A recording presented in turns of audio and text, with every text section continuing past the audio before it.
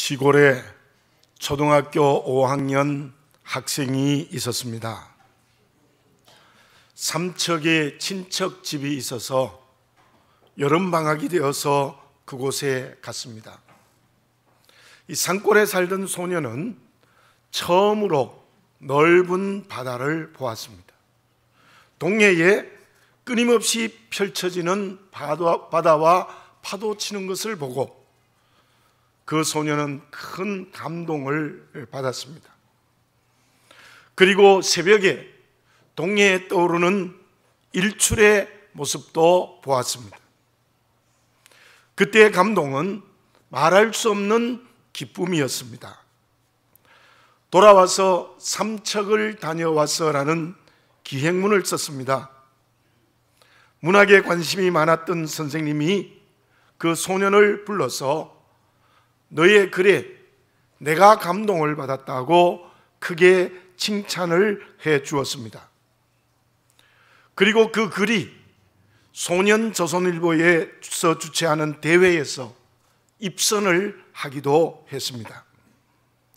학교와 가족과 이웃 사람들이 모두 함께 기뻐해 주었습니다. 그때 그 소년의 마음은 큰 감동으로 크게 기뻐했습니다. 누구의 이야기겠습니까? 그 소년이 바로 지금 여기에서 말씀을 증거하는 저의 초등학교 5학년 때의 이야기입니다. 그런데 수십 년이 지난 지금 저에게 그때의 감동이 있겠습니까? 지금은 아련한 추억으로 남아있을 뿐이에요. 오히려 그때의 마음에 비하여 지금은 제 마음이 많이 굳어져 있지 않나 하는 생각마저 해봅니다. 그런데 그러한 이야기는 저의 이야기만이 아닙니다. 사람이 살아가면서 느끼는 감동은 모두가 다 순간적입니다. 시간의 차이가 있지만 그 감동은 계속되지 않습니다. 한 권의 책이나 한 곡의 음악을 들은 감동도 영원하지 않습니다. 큰 도움을 받거나 위로의 말도 계속해서 나를 감동시킬 수는 없습니다. 물론 고마웠다, 감사하다라는 추억으로 남아있지만 그때의 감동이 가슴에 계속 스며 있기는 어렵다는 말입니다. 그렇다면 그 감동이 영원한 감동은 우리에게 없겠습니까? 영원히 우리의 마음을 감동시키는 것이 있습니다. 그리고 그 감동은 점점 더 그 감동이 커져가는 감동이 우리에게 분명히 있습니다.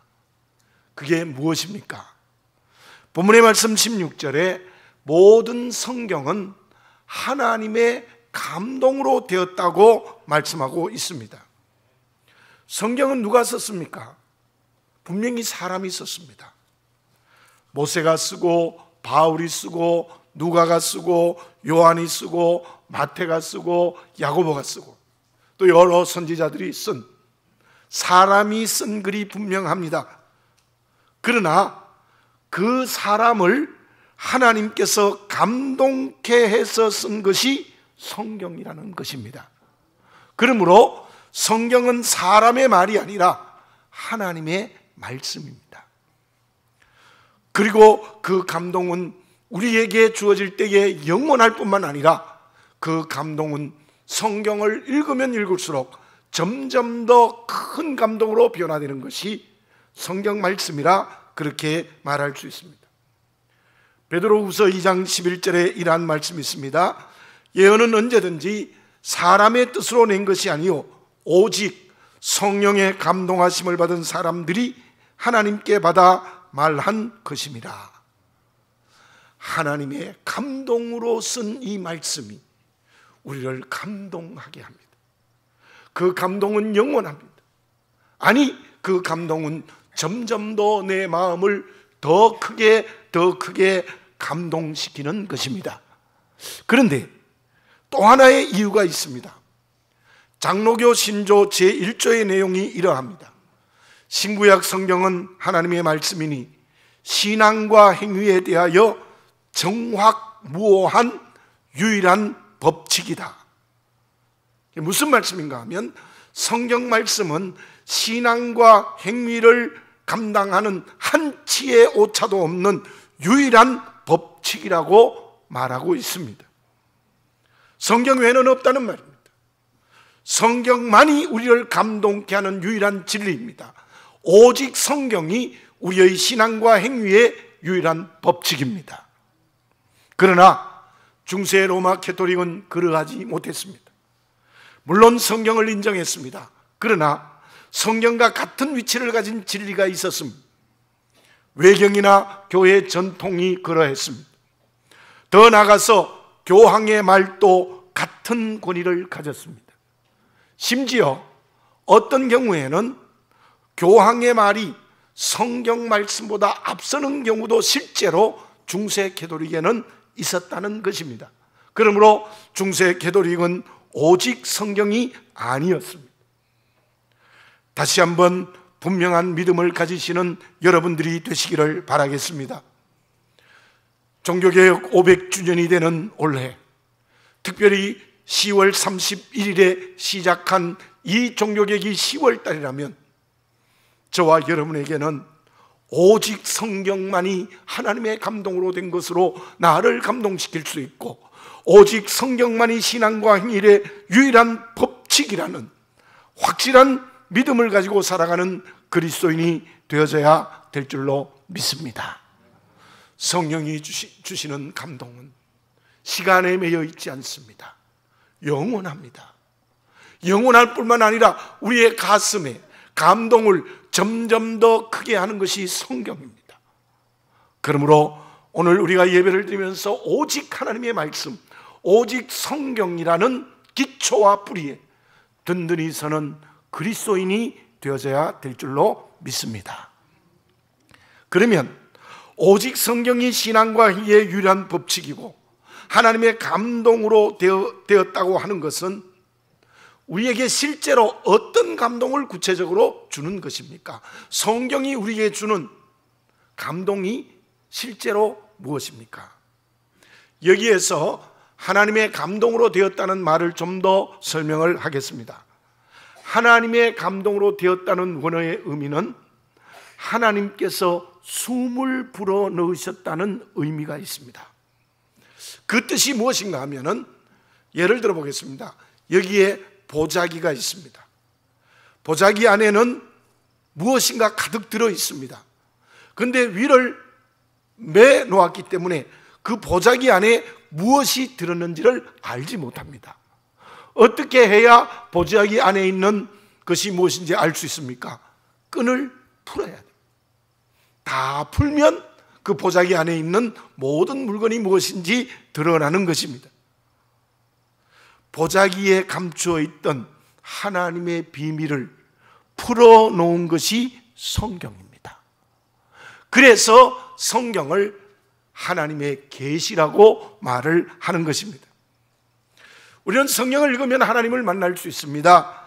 유일하신 분, 전능하신 분, 무엇인지 아시는 분, 영원하시는 분, 어디든지 계시는 분, 그런 하나님을 알 수 있습니다. 완벽한 사랑과 의를 가지신 하나님을 만날 수 있습니다.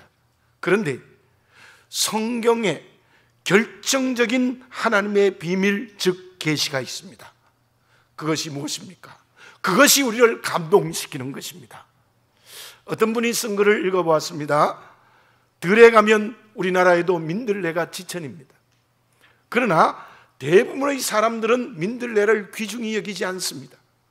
발로 밟거나 전시하거나 무시합니다. 그러나 서양에서는 일찍부터 민들레의 어린 수는 채소로 먹었고 자라면 약용이나 차로 이용했다고 합니다. 그 효과가 대단하대요.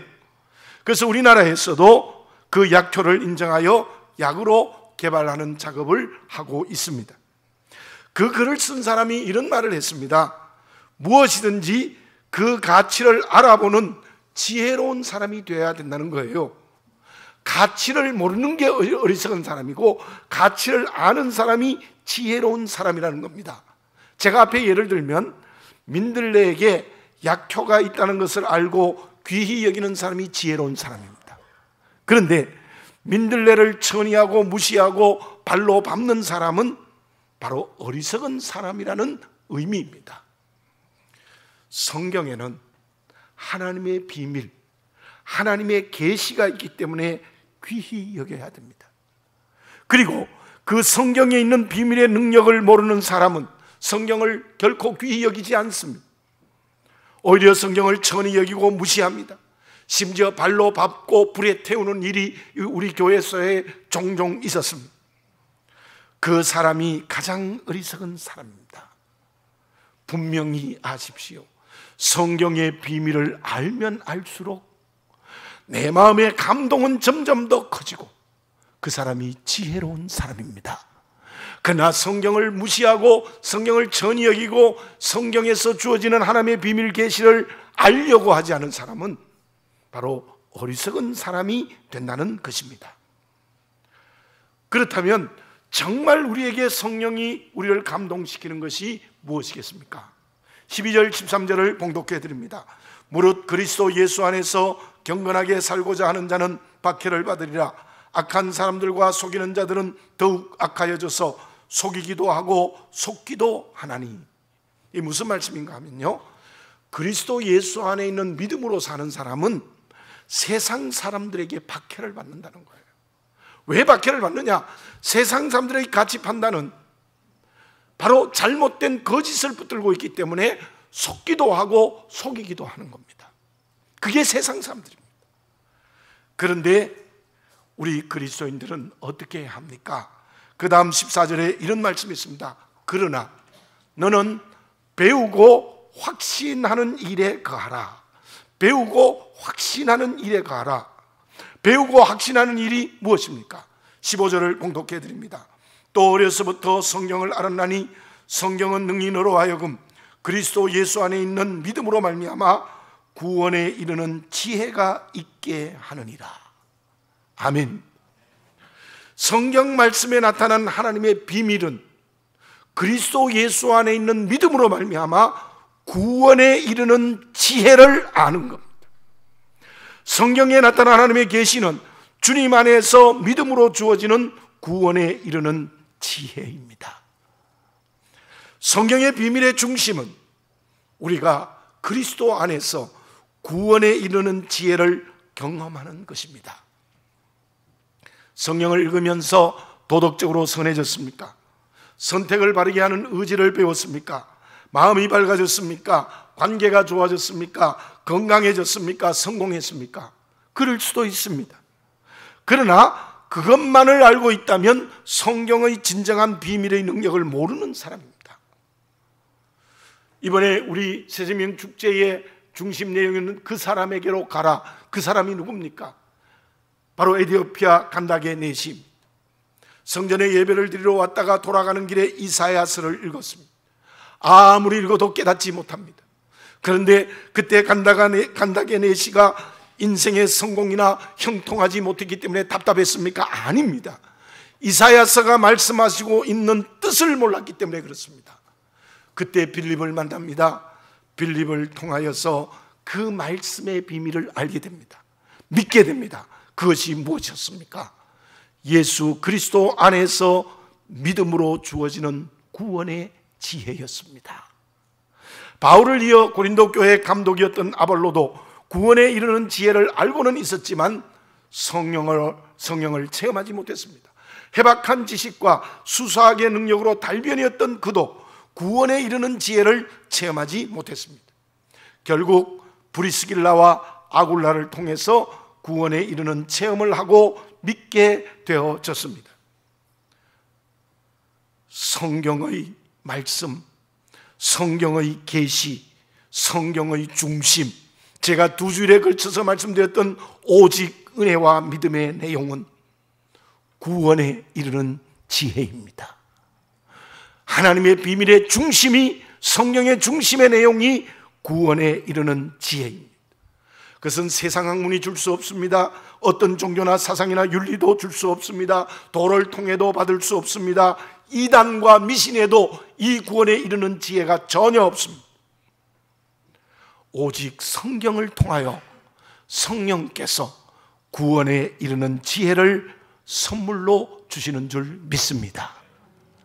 사랑하는 교우 여러분들, 성경 말씀의 중심 내용인 하나님의 은혜와 믿음의 중심인 구원에 이르는 지혜를 선물 받으셨습니까? 그러면 우리는 죄와 죽음의 문제를 해결한 것입니다. 주님의 십자가의 은혜를 받아들이는 믿음의 그릇들이 된 것입니다. 우리는 모두가 다 성경 말씀을 통하여 하나님의 비밀, 하나님의 계시인 구원을 선물로 받은 줄로 믿습니다.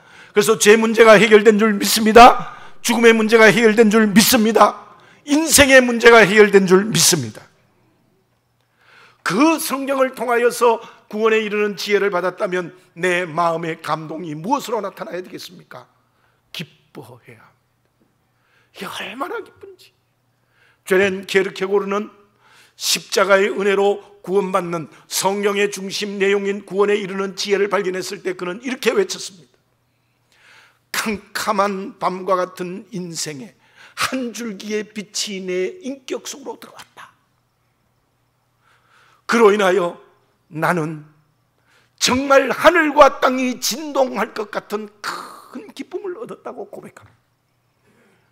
게르케고르는 철학자들이라고 일반적으로 알고 있지만 그렇지 않습니다. 그 사람은 바울을 닮은 아주 정직한 신앙이에요. 여러분, 그 기쁨이 있습니까? 내가 펄쩍펄쩍 뛰어야 될 기쁨이 있습니까? 오직 성경, 하나님의 비밀, 하나님의 계시에 의해서 구원에 이르는 지혜를 받았다면 펄쩍펄쩍 뛰며 기뻐해야 됩니다. 이게 얼마나 기쁜 일입니까? 죽음의 문제가 해결되고 죄의 문제가 해결되고 인생의 문제가 해결됐는데요, 우리 모두 그 기쁨으로 살아가는 그리스도인이 되어져야 될 줄로 믿습니다. 그 기쁨이 영원한 감동입니다. 그 기쁨이 점점 커져서 우리의 감동은 점점 더 커지는 것입니다. 오직 성경이 그리스도교 중심의 내용입니다. 오직 은혜와 믿음의 내용이 성령을 통해 주시는 구원입니다. 우리는 모두 그 선물을 받았습니다.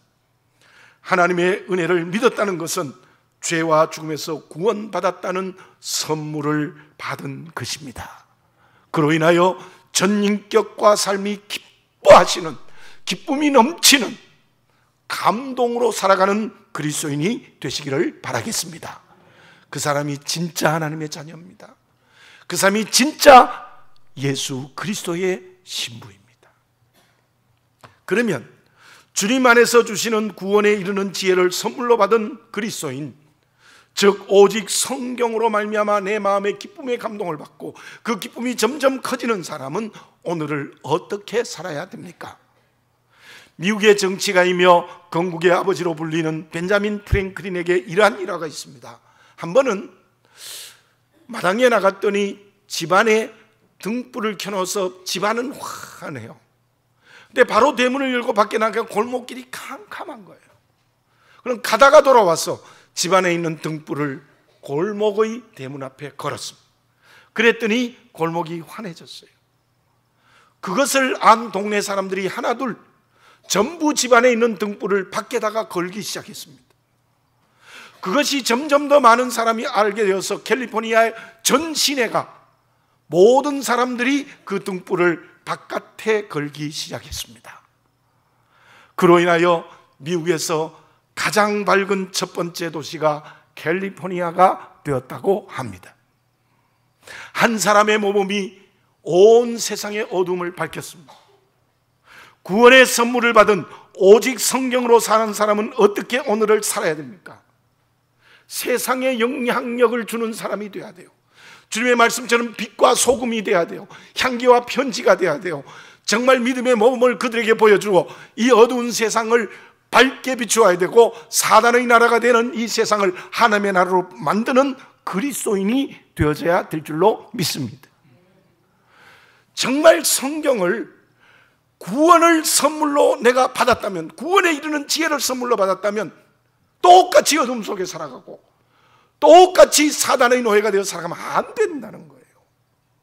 이 세상을 환하게 밝혀야 됩니다. 향기와 편지가 되어야 됩니다. 빛과 소금이 되어야 됩니다. 그렇다면 그렇게 믿음의 모범, 빛과 소금, 향기와 편지가 되기 위해서 해야 될 게 있습니다. 그게 무엇입니까? 16절을 봉독해 드립니다. 모든 성경은 하나님의 감동으로 된 것으로 교훈과 책망과 바르게 함과 의로 교육하기에 유익하니. 바로 성경은 교훈하고 책망해요. 바르게 하고 의로 교육하기에 유익하다고 말해요. 그리고 17절에 보면 어떤 말씀이 있느냐 하면은 이는 하나님의 사람으로 온전케 하며 이렇게 얘기했어요. 하나님의 사람으로 날마다 온전케 하는 것이 성경의 역할이에요. 자, 제가 정리해 말씀드리겠습니다. 제가 지금까지 앞에서 말씀드린 구원에 이르는 지혜는 받은 구원을 얘기해요. 의롭다 인정함을 받은 것, 부활의 후사가 된 것, 사단의 노예에서 하나님의 자녀로 거듭난 것, 그렇게 우리가 받은 구원이에요. 받은 구원. 성경의 비밀, 성경의 계시, 나를 기쁘게 하는 것, 감동을 크게 하는 것은 바로 나를 구원에 이르는 지혜를 하는 받은 구원입니다. 그런데 그 받은 구원이 가만히 있으면 안 된다는 거예요. 받은 구원이 성장해야 됩니다. 받은 구원이 쑥쑥 자라야 됩니다. 그것을 오늘 본문의 말씀에서는 하나님의 사람으로 온전케 된다라고 말씀하고 있는 거예요. 그런데 그렇게 구원이 성숙하고 구원이 자라고, 즉 하나님의 사람으로 온전케 되는 것도 성경을 통하여 이루어져야 돼요. 말씀을 통하여 교훈과 책망을 받아야 됩니다. 말씀을 통하여 바르게 함과 의로 교육받아야 됩니다. 빌립보서 2장 12절에 이런 말씀이 있어요. 두렵고 떨림으로 너희 구원을 이루라. 그럼 저를 한번 따라서 봅시다. 두렵고 떨림으로 너희 구원을 이루라. 아멘. 두렵고 떨림으로 너희 구원을 이루라. 이게 현재형이에요. 제가 지금까지 첫 번째 앞에서 말씀드린 것은 받은 구원 받았다는 것인데, 여기에서는 두렵고 떨림으로 너희 구원을 이루라. 지금 하라는 거예요. 현재 하라는 거예요. 날마다 해야 된다는 거예요. 무엇을요? 우리는 날마다 우리의 받은 구원을 성장시켜야 됩니다. 자라야 됩니다. 날마다 하나님의 사람으로 성경 말씀을 통해서 온전해져야 됩니다. 그래서 예배드리고 그래야 말씀 듣고 말씀 읽는 이유예요. 그 온전의 기준이 무엇입니까? 마태복음 5장 48절에서 주님이 이렇게 말씀하십니다. 하늘에 계신 너희 아버지께서 온전하신 것처럼 너희도 온전하라. 에베소서 4장 13절에 보면 온전한 사람을 이루어 그리스도의 장성한 분량이 충만한 데까지 이르리니. 우리가 온전해지고 하나님의 사람으로 날마다 새로워지는 것은 아버지 하나님의 온전하심까지예요. 신랑이 되신 예수님의 온전하심까지 자라야 된다는 거예요. 이게 평생에 이루어져야 돼요. 오직 성경의 아주 중요한 메시지가 무엇인가 하면, 구원받은 내가, 하나님의 비밀, 하나님의 계시로 구원받은 내가 그 구원을 성장시키고 자라게 하여 날마다 하나님 아버지처럼 온전해지고 예수님처럼 온전해지는 그런 역사가 있을 때 그 사람이 진짜 오직 성령으로 살아가는 사람이에요. 구원은 받았는데 좀 멋대로 살아가요. 구원은 받았는데 말씀 없어요. 세상 사람과 똑같이 돌아가요. 그는 오직 성경으로 사는 사람이 아닙니다. 인격과 삶이 아버지시는 하나님을 닮아야 되고 신랑이신 주님을 닮아야 합니다. 그것은 오직 성령을 통해서 이루어지는 하나님의 음성임을 분명히 하는 저와 여러분들이 되어져야 될 줄로 믿습니다. 물론 좋은 책을 통해서 변화되기도 합니다. 수양이나 주변의 사람들을 통해서 이루어질 수 있습니다. 그러나 그것들은 내 속에 있는 하나님의 형상을 성장시키지는 못해요. 에밀 브루너는 이런 말을 했습니다. 그리스도인의 말씀 교육의 목적은 하나님의 형상을 성장시키는 것이다 라고 말했어요. 세상에서 다루는 인격과 삶은 전부 상대적이에요. 그래서 미국의 프레처라는 교육학자는 상황윤리라고 얘기했어요. 상황에 따라 윤리가 왔다 갔다 하는 거예요. 우리 성경 말씀이 하나님의 사람으로 온전케 되는 것은 상황관계 상관없습니다. 절대적으로 언제나 그 말씀대로 내 인격과 삶이 하나님 아버지처럼 주님처럼 온전해지는 겁니다. 이런 예를 들어봅시다.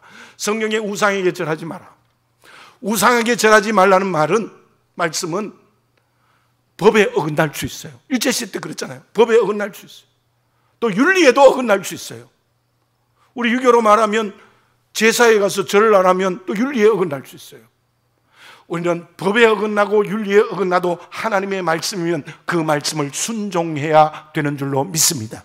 왜냐하면 하나님의 말씀은 어떤 환경과 상황과 역사의 변화에도 움직임이 없는 절대적 진리이기 때문에 그렇습니다. 사랑하는 교우 여러분들, 우리가 받은 구원에 하나님의 계시 비밀이 자라야 돼요. 자라야 돼요. 자라지 않으면 오직 성경으로 사는 사람이 아니에요. 자랄 때 향기와 편지가 되고 소금과 빛이 되고 그 믿음의 모범으로 세상을 변화시키는 역사가 이루어지게 되는 줄로 믿습니다. 그 향기가 되어 이번 새생명 축제에 복음을 증거하는 사명을 감당하는 우리 모두가 되어져야 될 줄로 믿습니다. 그러면 성경을 통해서 구원을 받고 그 구원을 자라게 하는 그리스도인에게 하나님은 무엇을 주십니까? 17절 하반절을 제가 읽어보겠습니다. 모든 선한 일을 행할 능력을 갖추게 하려 함이라. 하나님께서는 우리가 구원을 선물 받고 그 구원을 자라게 하면요, 하나님께서 선을 행할 수 있는 능력을 말씀을 통하여 또 주신다는 거예요. 여기 선한 일은 도덕적으로 착한 일이 아닙니다. 하나님의 일, 하나님의 일을 할 수 있는 능력을 주신다는 거예요. 무엇을 통해서? 말씀을 통하여. 그래서 세상을 이깁니다, 사단을 이깁니다, 자기를 이기는 놀라운 역사가 일어나게 되는 줄로 믿습니다.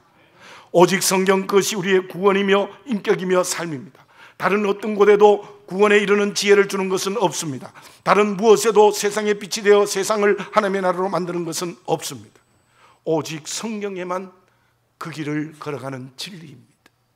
우리 모두 그 성경의 말씀 위에 굳게 서는 그리스도인이 되어져야 할 것입니다. 시편 118편 99절 100절에 이런 말씀이 있습니다. 내가 주의 증거들을 늘 읊조림으로 나의 명철함이 모든 스승보다 나으며 주의 법도를 지킴으로 나의 명철이 노인보다 나으니이다. 시편 118편 108절에 이러한 말씀이 있습니다. 주의 말씀의 맛이 내게 어찌 그리 단지요 내 입에 꿀보다 더 다니이다. 기도드리겠습니다. 사랑하는 아버지 하나님, 오직 성경, 그 성경 말씀이 내게 구원에 이르는 지혜를 선물로 주셨고 그 구원을 자라게 하시는 은혜를 허락하여 주신 줄로 믿습니다. 우리 모두 성경 말씀을 통하여 하나님처럼 온전해지고 주님처럼 온전해지는 오직 성령으로 살아가게 하여 주시옵소서. 그때 하나님께서 능력을 주시어서 그 능력으로, 그 말씀의 능력으로 온 세상을 이기고 사단을 이기고 자기를 이기고 세상을 하나님의 나라로 변화시키는 놀라운 역사를 일으킬 줄 믿습니다. 오직 성경, 오직 성경, 그것을 굳게 붙들고 살아가는 내가 되게 해 주시옵소서. 예수님의 이름으로 기도드립니다. 아멘.